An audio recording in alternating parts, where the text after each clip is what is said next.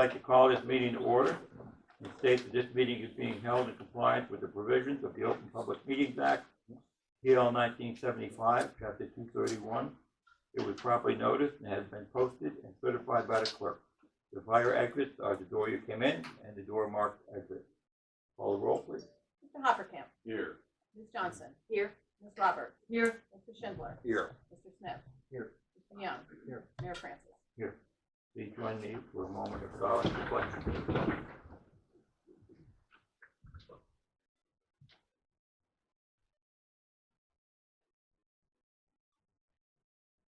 And join me in the pledge of allegiance. I pledge allegiance to the flag of the United States of America and to the republic for which it stands, one nation, under God, indivisible, with liberty and justice for all. Thank you.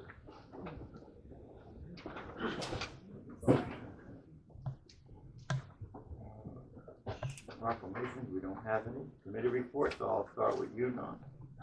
I don't have anything new to report this week. Okay. Fred? That's not the case with me, unfortunately. There you go, Brad. Mayor, members of council, and the general public, I've asked Councilwoman Dawn Roberts if I could speak regarding events that have occurred before our last council meeting, during our last council meeting, and since then as they relate to one Christopher Ryan Vincent.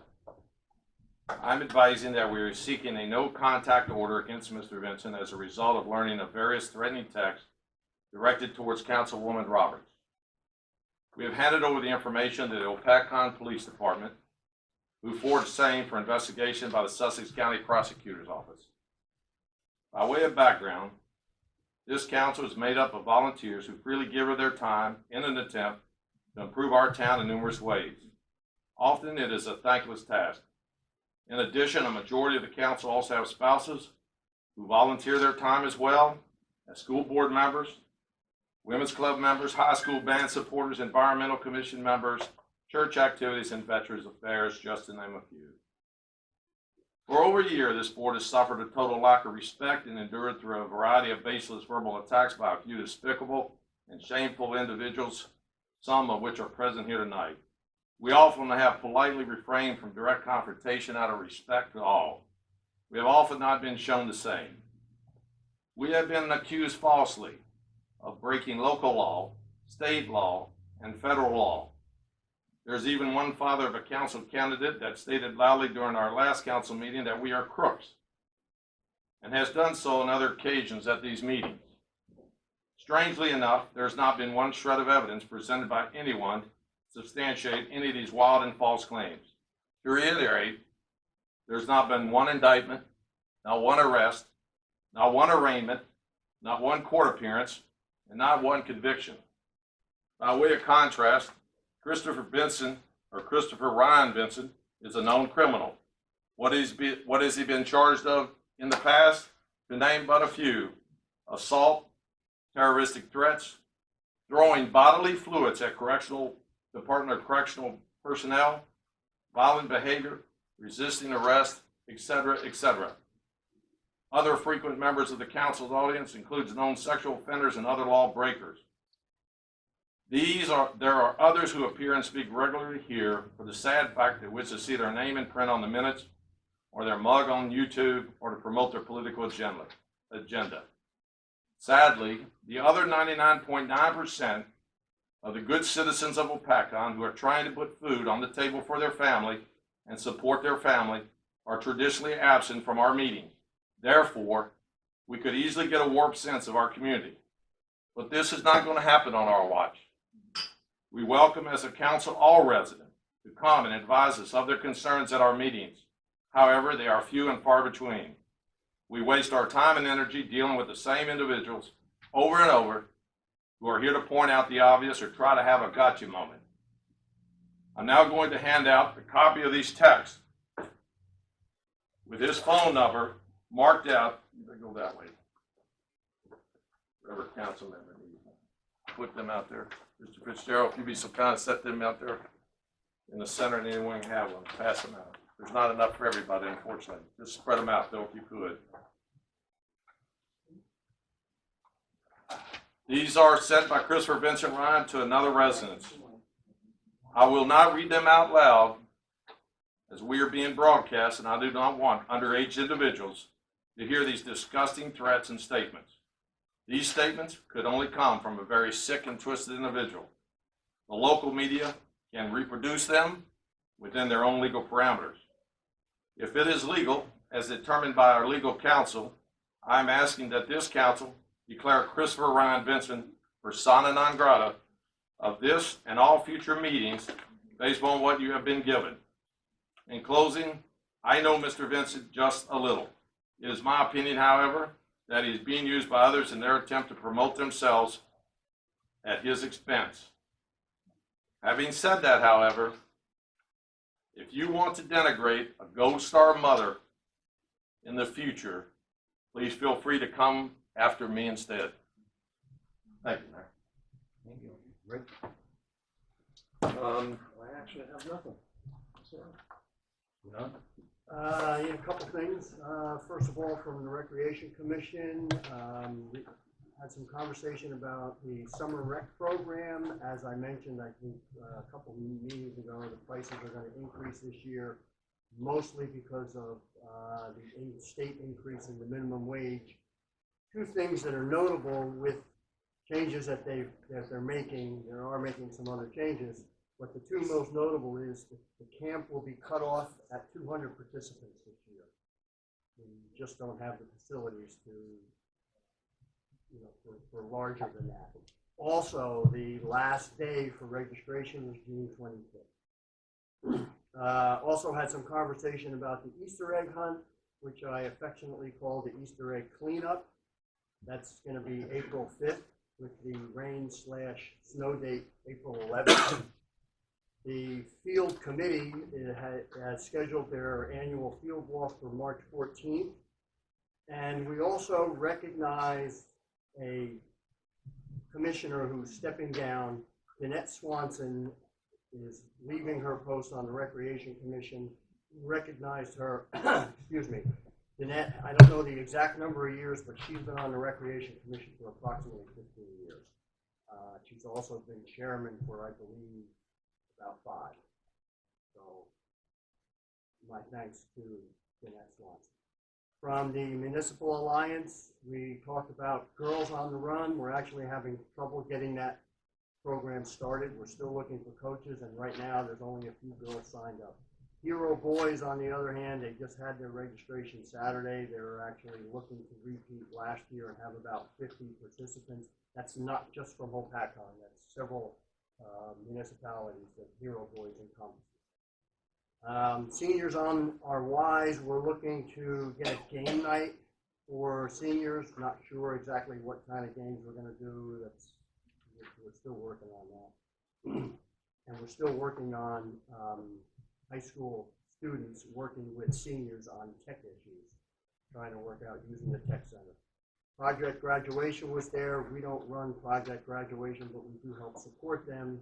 They have a tricky trade coming up March 27th.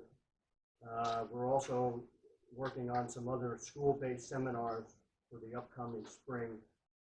We had a little bit of conversation about what we used to call stigma-free. Stigma-free is about mental disorders and the recognition of them. Sussex County has renamed stigma-free to change direction. So in the future, if I mention change direction, it's what we used to call stigma-free. We are also looking to bring back Hidden in Plain Sight. Last time that was done was about 4 or 5 years ago.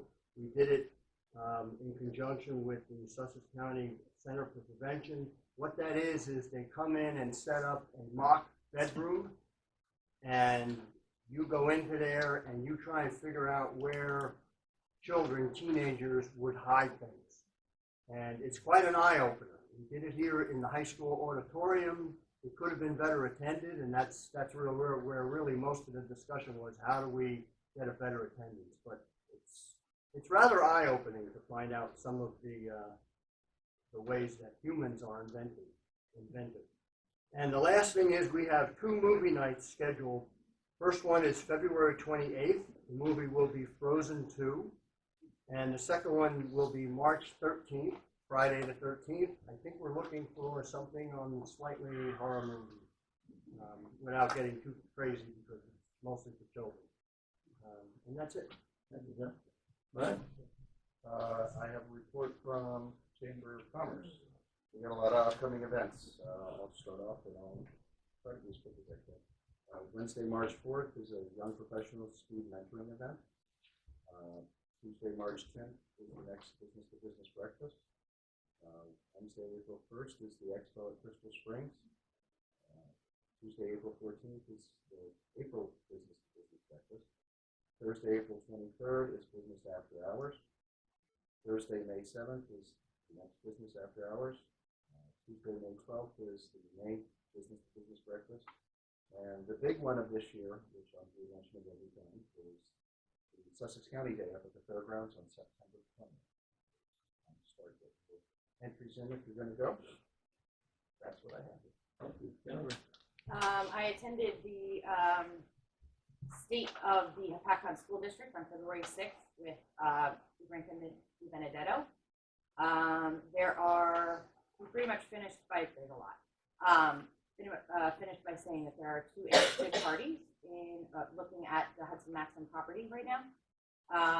But he is putting in so many amazing things in the high school, looking to add CTE courses, construction, Cosmo, childcare, talking about broadcast journalism, athletic training.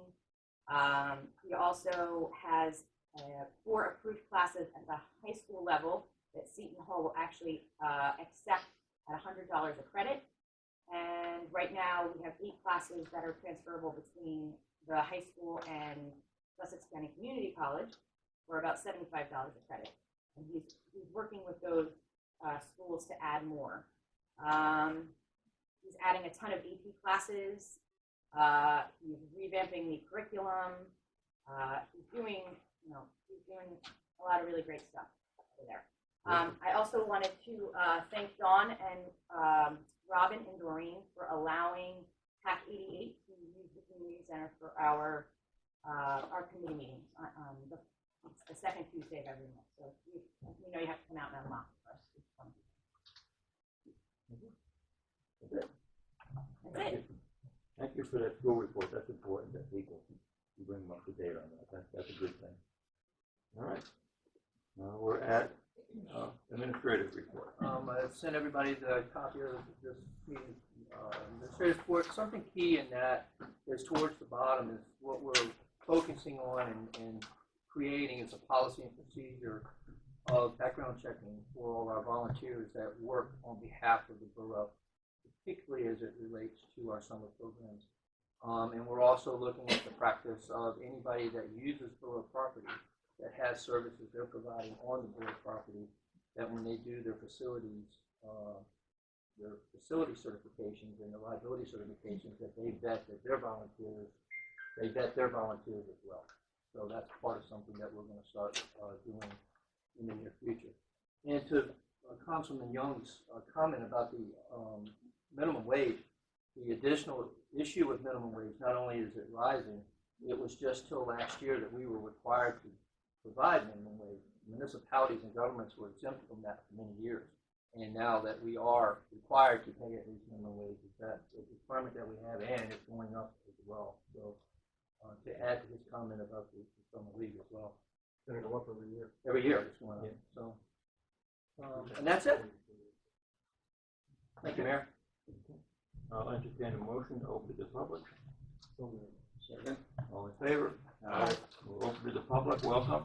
You come up, just give your name to the court.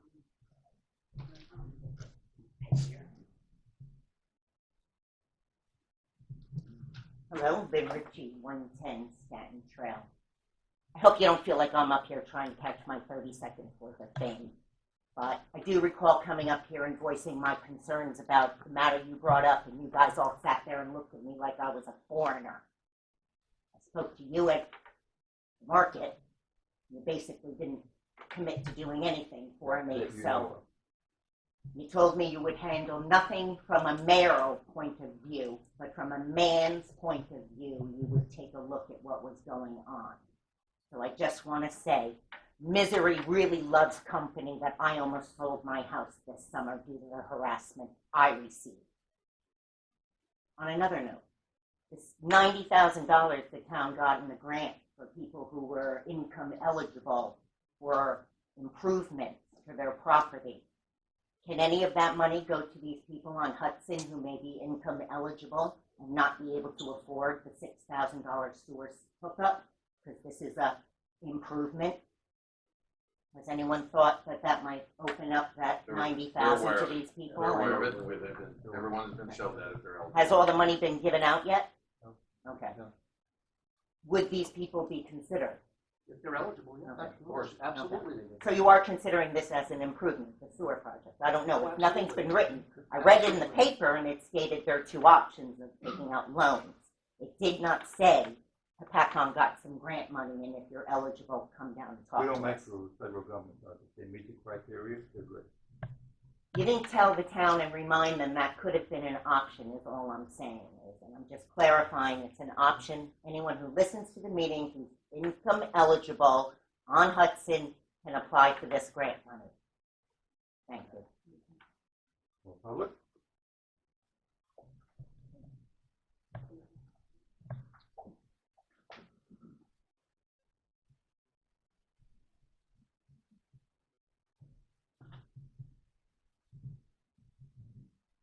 Lisa Hirschfeld, 23 Isabel Road.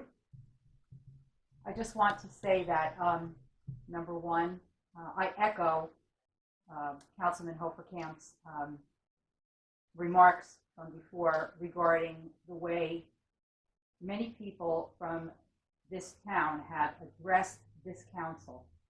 And I think it's despicable. And when I moved into Hopatcong 22 years ago, we didn't have this kind of talk at a council meeting, at any place where there are public comments being made, and it really, really hurts me that this is what is happening in our town today. I'm reading the comments on the papers that were given out, and I'm appalled that there are people who live in this town who could be so vile and so disgusting to not just the person who is on council, but to a human being. It is absolutely disgusting, and I thank you, I applaud you for bringing this up at this meeting. Second, I'm going to echo my sentiments again regarding the wellness center. Many people say, oh, I support the wellness center. I'd love to know how many people have actually stepped foot into that wellness center. I've been there many, many times, and I haven't seen a lot of people who claim to really support the center. If you support it, then maybe you should go there and see actually what's going on.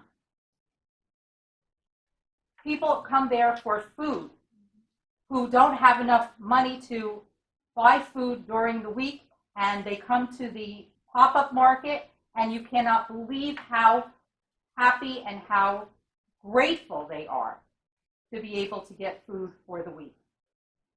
There are coats and boots and scarves and hats that have been available for months, and I've witnessed people coming in asking, can I take a coat? Because I don't have one. But how many people have actually been to that center to see any of this happening? So I would encourage anyone who hasn't been there to please stop by one day to see what's actually happening there and for all the good that's happening at that center day after day after day. And I want to thank Councilwoman Roberts for all the work that she's done since April 1st of last year when the center opened, and to thank her publicly for everything that she's done for that center. So thank you. Thank you. More public? Come on up, Dave. You want to go first? I normally do cleanup. I don't know if you saw the article in the Patch about the birds getting shot over Stanhope Water Road. Did anybody see that? Okay, if I can just read it in a short sentence. About pheasants, Dave? Um, Some of the pheasants from Hudson Farm? yeah, that they were shot over the highway, and they fell on people's cars, and people's cars got shot up with shotguns. Did you see that? And apparently the police were called, and they just told the people to move on, get out of the way. But isn't there an ordinance, or is there some way that we can protect motorists from getting shot when they are driving on this highway, a public state highway? We don't need an ordinance for that, actually. That's covered, well, first of all, it's covered by common sense. Yeah. But it's also covered in the New Jersey State Fish and Wildlife regulations that you cannot shoot over a road. So then, why didn't the police take any action? I have no idea. Is it possible to ask the police department to Probably gonna call the game warden. check? Right Could- behind you. Could there be a follow-up on that? Sure. Yeah, okay. I was surprised to read in the newspaper, the Herald, that the council had taken a position on the Second Amendment. And at the last meeting, there wasn't any discussion or anything on this. And I saw that the council passed a resolution, but I didn't even hear a resolution. It just was in small print saying about The resolution.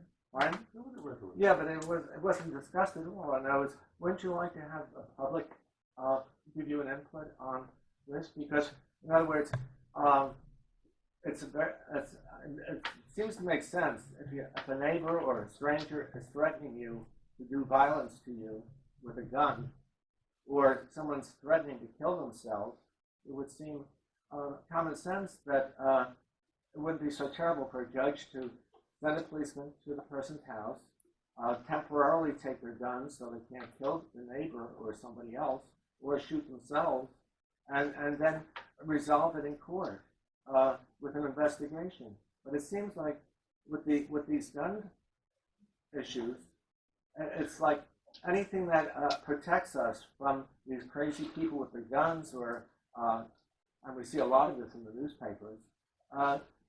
We're so afraid that they're going to take all our guns that we refuse to put limits on who can have a gun, how many guns they can have, and something like this red flag law, which is in effect in New Jersey now. So we already have this law, and it doesn't seem to make sense for the council To support the Second Amendment? No, the Second Amendment, we're all in favor. That's what the resolution was, No, Dave. but the whole idea. No, we're not gonna debate that. The resolution was this council, when we take an oath of office, we take an oath of office to support the Constitution of the United States and the state of New Jersey. Exactly. So the Second Amendment is part of the Constitution of the United States. Okay. And I'm not gonna debate the details. What this council says is we support the rule of law. Well, don't we support all the amendments or everything in the Constitution? Absolutely. Okay. So why do we have to make a special issue on this particular amendment? Why not? Why? What's your point, then? My point is That we should not support No, it? no, You we- either support it or you don't, okay? That's the question. You support the Second Amendment? Do you? yeah, I do. Then we do too. Do you support the Third and Fourth and Fifth Amendment? So why don't we have a resolution for I that? can do that. Would that make you happy? Yes. Come on.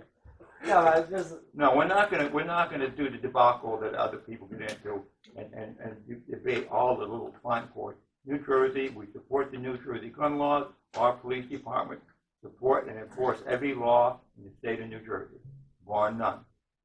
Bar none. okay. And we support all that. And we now have a red flag law. So do you support So? that? Is it the law? Yep. Absolutely. Oh, okay. I rest my case. Thank you. There was, let's see, a couple other questions. How's the light doing? With the cold weather, is it cleared up? I don't know. Yeah, no. I don't, not privy to any testing that the state's doing. That would be a question for the DEP or the Lake Commission. I see. And one other thing, we used to in the winter have grit with that gravel that was put on the streets so that it wouldn't be slippery. We haven't used grit in 2 years. 2 years. We don't put grit down, Dave. Fine. We don't put any grit down. Is there We stopped using it. was there a reason for that? Yeah. Because the salt deteriorates the road. We're not putting in And any the more grit, salt. and the grit pollutes the lake with solid, I see. and it clogs up the drain. Okay, thank you very much. You're welcome. More public?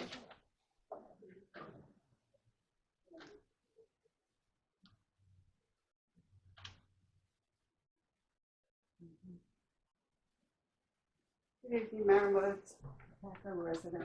First, I'd like to thank Janet Swanson for all of her service because her and her husband have been doing stuff for this town for as long as I can remember, and that's like 40 years.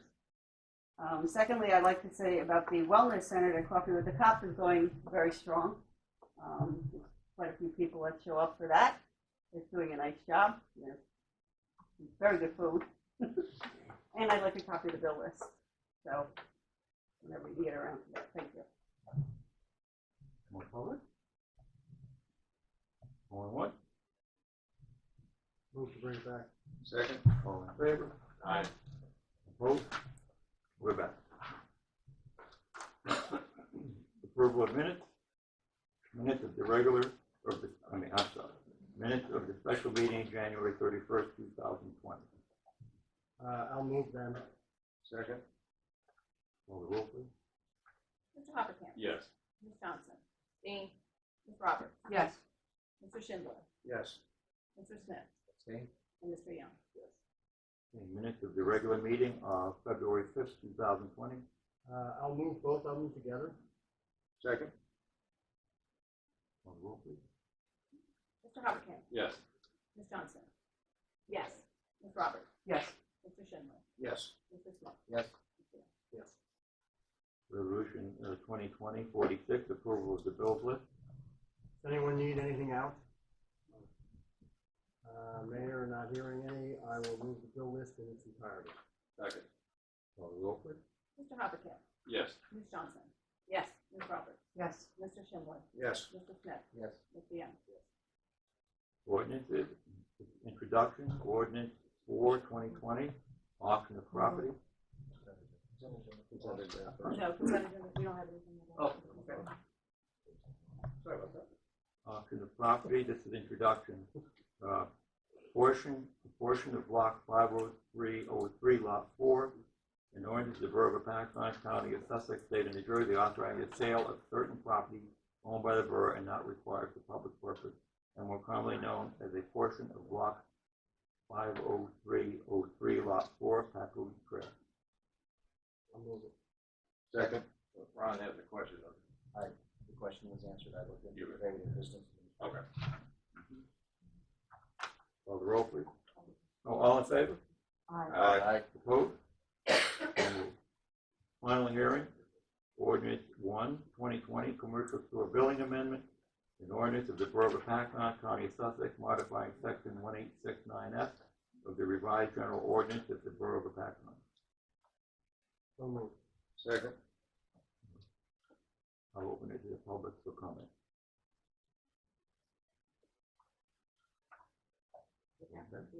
Huh? Mine says 1869F. Because the ordinance itself is the. That's all?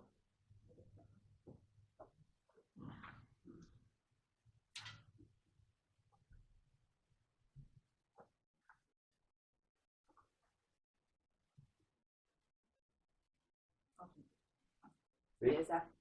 Okay. The typo. Sorry about that. It's 1869B. It's B or F? It's B. Right? Double check just to make sure. I think it is B. This would be here.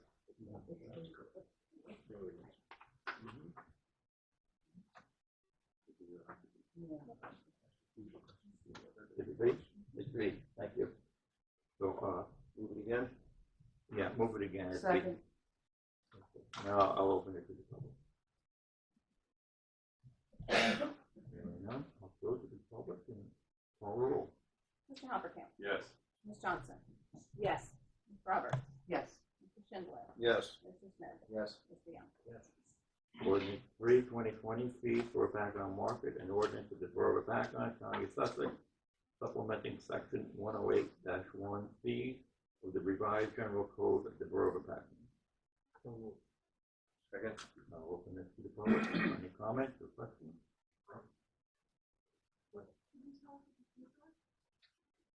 Pardon me? One day is $10. Yeah. 1 month is $30. Full season is $75. Okay, got that? Yeah. We'll put that up on the website. That's per space, correct? Per space. That's a vendor rate, yeah. Good. The committee's gonna meet probably this week and set the final date, but, probably sooner than later. We'll open it as soon as we can. Again, we'll put that on the website along with the fee and the date. All right? More questions? Hearing none? I'll close it to the public and ask for a roll call. Mr. Hoppercamp? Yes. Ms. Johnson? Yes. Ms. Roberts? Yes. Mr. Schindler? Yes. Mr. Smith? Yes. Mr. Young? Yes.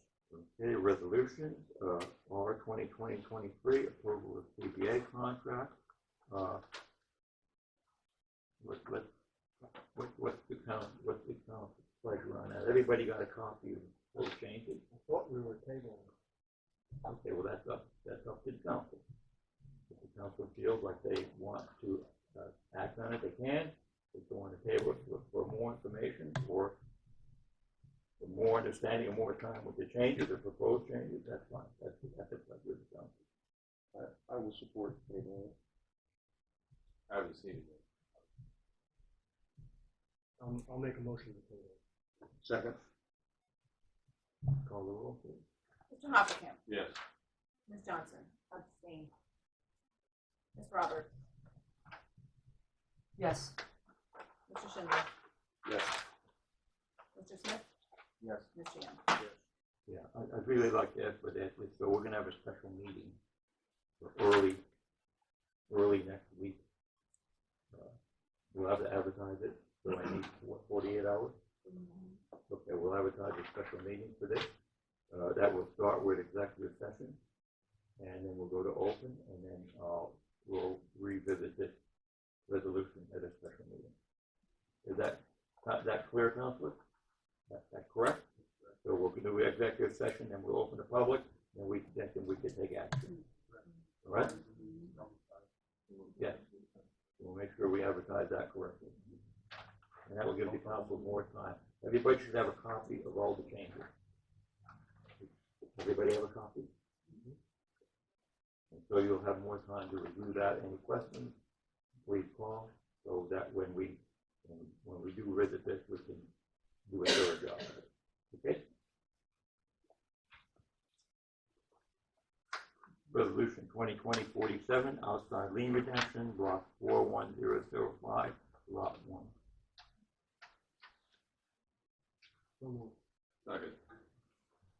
Call the roll, please. Mr. Hoppercamp? Yes. Ms. Johnson? Yes. Ms. Roberts? Yes. Mr. Schindler? Yes. Mr. Smith? Yes. Mr. Young? Resolution 2020-48, hiring of Daniel P. Agentino as public defender. I'll move it. Second.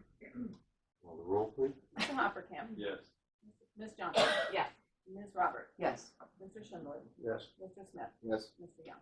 Resolution 2020-49, authorizing a contract with Sussex County as certified recycling professional. So moved. I'm sorry. Second. Call the roll, please. Mr. Hoppercamp? Yes. Ms. Johnson? Yes. Ms. Roberts? Yes. Mr. Schindler? Yes. Mr. Smith? Yes. Mr. Young? Yes. Resolution 2020-50, outside lien redemption, block 31012, lot 13. So moved. Second. Call the roll, please. Mr. Hoppercamp? Yes. Ms. Johnson? Yes. Ms. Roberts? Yes. Mr. Schindler? Yes. Mr. Smith? Yes. Mr. Young? Resolution 2020-51, refund of tax overpayment, block 10908, lot 7. So moved. Second. Call the roll, please. Mr. Hoppercamp? Yes. Ms. Johnson? Yes. Ms. Roberts? Yes. Mr. Schindler? Yes. Mr. Smith? Yes. Mr. Young? So much for the resolution. Old business, Hudson Avenue sewer and water installation discussion. So the vote for the majority is to proceed with the sewer installation on Hudson. We set up some meetings with the State Infrastructure Trust people to discuss the final steps in the funding for that and the money, which is 50% loan forgiveness of the $600,000. that meeting, we'll try to expedite that meeting. Along with that, I'm informed by the DEP that we're now eligible for the same type of treatment for a water line on Hudson. The water line on Hudson is critical because it will tie in the back loop of our water system, which in English means that we won't be dependent on the line on the bridge.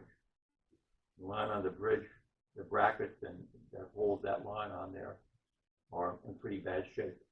As you recall, about, I guess it was 4 or 5 years ago, the water line actually fell off the bridge. And we were really in a bind because anything north of the bridge is without water. So the back loop on Hudson will tie the water system together. So basically what we'll do is connect both well houses. The well house by DuPont and the well house nearest Maxim. So when that loop is complete, we have a high degree of confidence we can guarantee people water all the time. So that's critical. And that's probably around an $800,000 project, and the state will forgive $400,000 of that. Of course, half of the balance of these loans are they're infrastructure trust loans now. They're not bonding issues, so they're a loan. They can't be fooled with. And once we do it, they're permanent, and they stand till they're paid. They're usually 20 years, 18 to 20 years. So again, that would half that loan is forgiven, and half the balance is usually at 0%, and the other half is at a pretty low interest rate. So that's where we're at with our utilities on Hudson. And so if we're successful, I hope to start working on them as early as we can, probably early summer, but by the time we get done with all the bureaucracy. But I would really like to get them done this year. Question? That's where we are with the Hudson Avenue project, and I think it will be, personally, I think it will be a great addition for the town. The sewer is going to be good for the sewer utility because it will bring on more users, and that's always good for any utility. And if we take 35 or 37 septic offline that are lakefront septic. So there's a lot of benefits to doing these projects. And that's where we're at with that. Okay? Any more discussion? Can I ask you a question about the metering, the commercial metering? Where are we with that? I don't know. I have to check with Rushkey, and he's not here. It's been well over 30 days. Yes. They will get letters with penalties if they haven't done what we. I know they all got letters informing them when we first talked about it, which was 30 days ago. So whenever they got the letters, and it's clear. If they choose not to do it, then there's a penalty for that. Okay.